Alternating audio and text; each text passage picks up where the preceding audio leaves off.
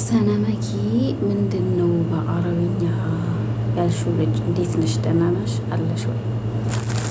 ሰነመኪ ማለት በአረብኛ ሰነ ይባላል። ሰነ ይባላል። ጠይቅ ሰነመኪ ሰነ ካሏቻችሁ ይሰማችኋል ነበር ያውቃሉ። እና በፎቶም ላሳያችሁ ምን እንደሚመስል ማለት ነው። እና ደግሞ ይሄ ደግሞ ነግሬያችሁ ነበር። ይሄ ደግሞ ኢምሳክ ይባላል። ኢምሳክ የሆድ ድርቀት። ይሄንን በቀን 3 ትወስዳላችሁ። ጠዋት፣ ቁርስ፣ እራት፣ ቁርስ፣ ምሳ፣ እራት ማለት ነው። እና ሰገራችሁን በቀላሉ እንድታስወግዱ ይረዳችኋል፣ ያለሰልስላችኋል ሰገራችሁን። ያን ራሳችሁን ከፈተሻችሁ በኋላ ማለት ነው። ለስንት ቀን ሀማም ሄዳችኋል፣ አሁን ድርቀቷ ላይ የሚለው ነገር ራሳችሁ ፈተሻችሁ።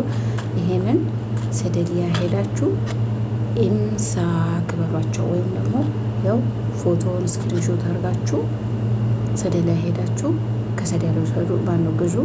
ብዙ ብር አይደለም፣ ትንሽ ብር ነው። ስሙ ኢምሳክ ይባላል። ኢምሳክ ወደ ሌላ እንዳትወስዱ። እና ይሄ ደግሞ ሰነመኪ ገልብጬ ላሳይሽ። ይሄ ነው አያችሁት?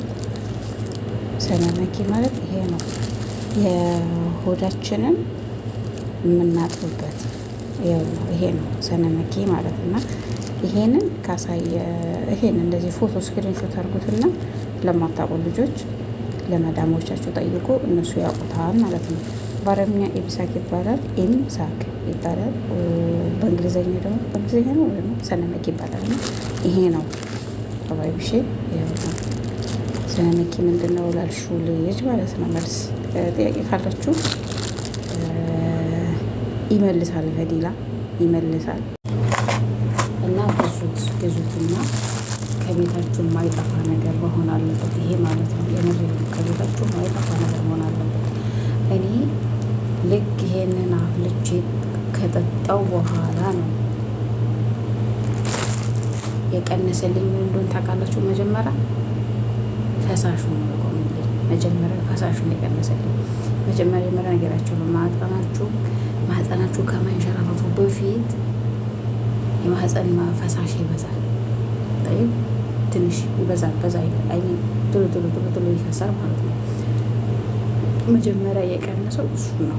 ልክ ይሄንን አፍልቼ ስጠጣ አፍልቼ ነግራችኋለሁ። አሰራሩን አሳይቻችኋለሁ። አይዋ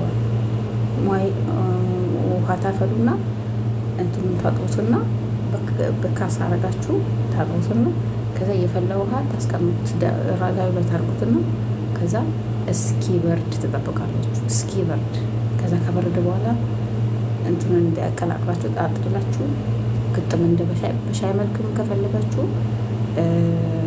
ትንሽ ግጥም አድርጋችሁ ከፈለጋችሁ ጠጡ። ግን እስከ 8 ሰዓት ይወስድበታል። እስኪ ሰራ 9 ሰዓት 8 ሰዓት ይወስድበታል። ከ9 ሰዓት ከ8 ሰዓት በኋላ ነው ስራው የሚጀምረው ማለት ነው። እና ተጠቀሙበት።